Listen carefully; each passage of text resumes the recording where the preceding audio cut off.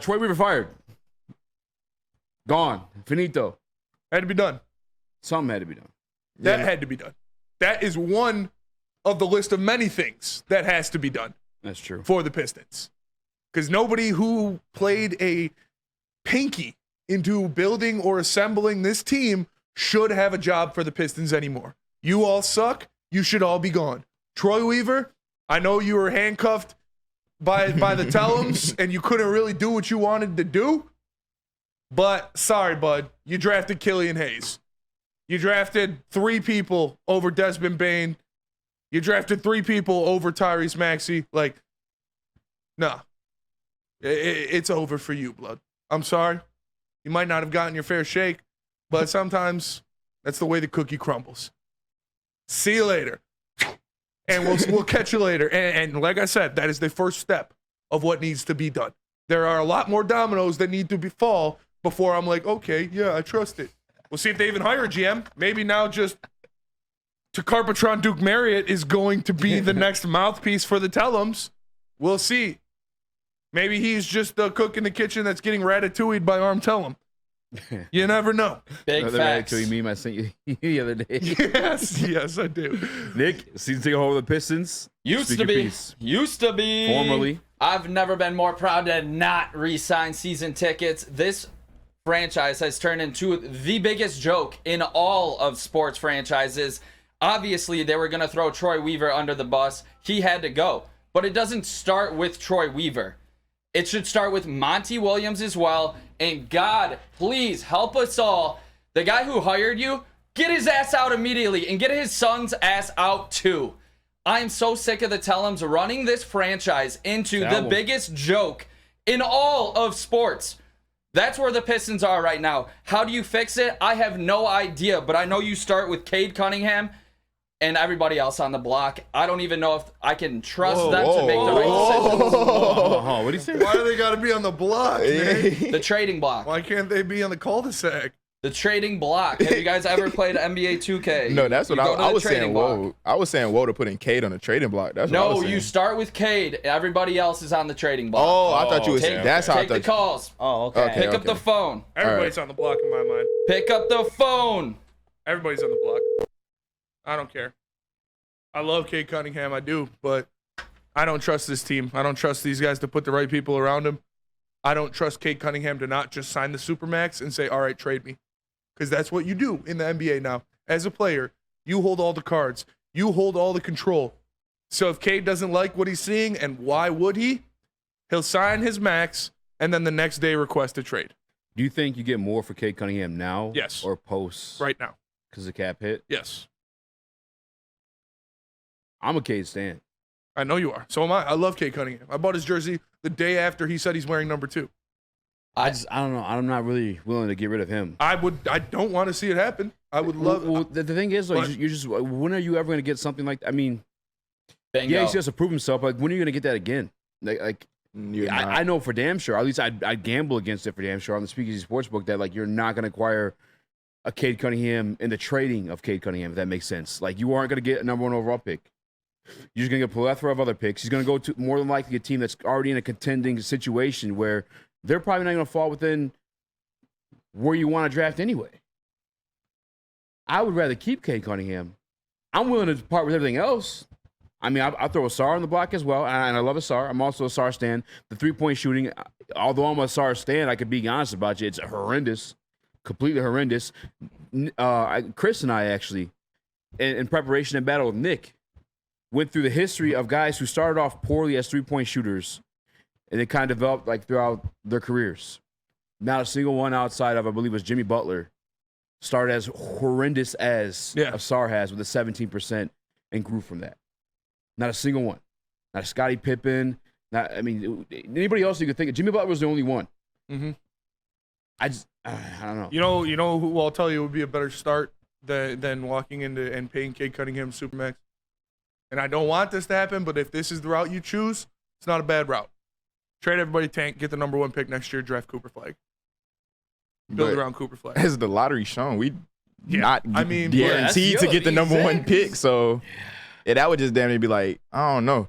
I would say our 2 untouchables should be Cade and Duran. And then from there, just work. I don't think we have the luxury of having untouchables. I think of the team you are, how bad you've consistently been. You don't have the luxury of saying these are our untouchables.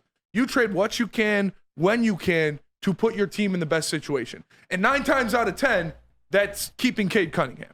Let me put that there. 9 times out of 10, keeping Cade Cunningham is putting yourself in the best situation. But if you're provided with a Godfather offer, you take that deal. You have to. That's the other thing. I mean, are you getting a Godfather offer for Cade Cunningham at this point? I was just the injuries are starting to climb up there. I think what would the haul be for him? A shit ton of draft picks, but we've seen he's what never that made does. an All-Star game yet. Like, all right, what are you getting for Cade Cunningham at this point in his Technically career? only played 2 years. I definitely think you have to start with Cade Cunningham as the one piece that you keep. That's where I'm at, because I'm with you where I don't think we can get a player of his caliber via trade. Even if we trade all of our best players, I don't think we're going to get a guy in return that's as good as Cade and has a ceiling as high as him. And Spenny, I'm with you. I got the jersey. I got it signed. Yeah, I don't want to see him Cade go. Cunningham. I don't want to see him go. If this place gets back to where we want it, I think Cade's the one getting us there. But obviously, I don't see the vision right now. Again, this is how the NBA works. Like, the players hold all the cards. So if Cade Cunningham is not happy in Detroit, what he's going to do is sign his deal and request a trade the next day. And then you are going to have to ship him off for pennies. I pray to God that doesn't happen, but I can see that happening. I could easily see that happening the way this organization has failed him so far. And I would not blame him for it at all. So give me just real quick, so I have everybody's minds on this, so I get the true answer here. Because I know Devin Booker, not a few back, but Devin Booker was drafted, and it was a few years before the Suns turned out. I know they grabbed DeAndre Ayton in the process. Was it the 21 season that they made the finals and lost to the Bucks? 20 to 21. Devin Booker was never traded. And then who else was a part of that core? When they made the finals, guys they actually drafted type shit. Mikael Bridges, Cam Johnson. Yeah.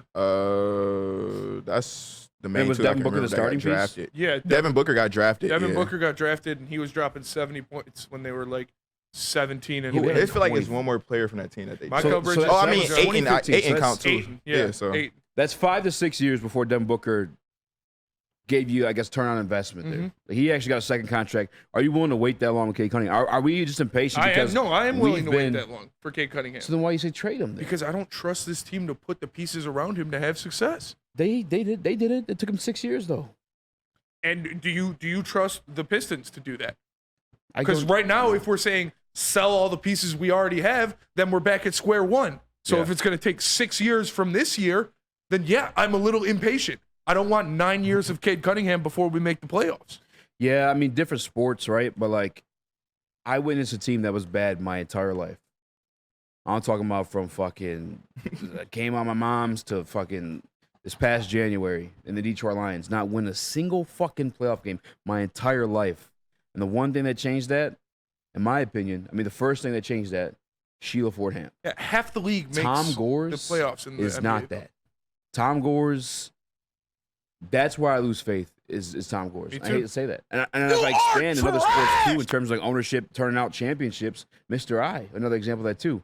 Now, granted, he did it before salary cap situations, obviously still not winning MLB, and he didn't even win a championship in MLB, but there at least you tune in to watch him, and that's from a guy who doesn't even fucking like baseball. Tuned in, bought tickets, and went to go. You know what I'm saying? Tom Gores is truly Tom Gores, and as also part owner in Arn Talum are the ones that I don't have faith in. And hopefully, they made the right hire, though. I don't know. Yeah, I don't want to get clipped on Twitter and be like, he's saying trade Cade Cunningham. No, I love Cade Cunningham, and I want him to stay here forever. But if someone offers you a Godfather offer, you take it. You don't have the luxury as the Detroit Pistons to be like, these are our untouchables. You were a 14-win team last year. So you cool with just picks or you need? I would say with a player like K, I need a player coming back. I would like a player back too, for sure. But what is the return in your mind? Most important part. Be real about it too. What do you think you get back for Cade Cunningham right now? No All-Star games. I would say 3 first-round picks and a player, because that's what for Cade right now. Yeah, because that's what DeJounte Murray went for. DeJounte Murray played a couple All-Star games. Did he know? Cade Cunningham is the same, if not a better caliber of player than DeJounte Murray.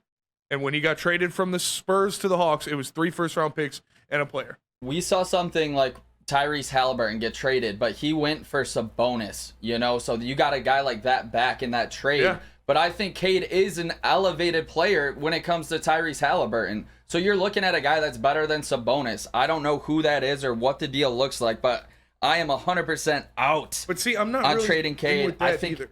I think if I don't want it to happen, but if you're trading Cade Cunningham, you are nuking everything.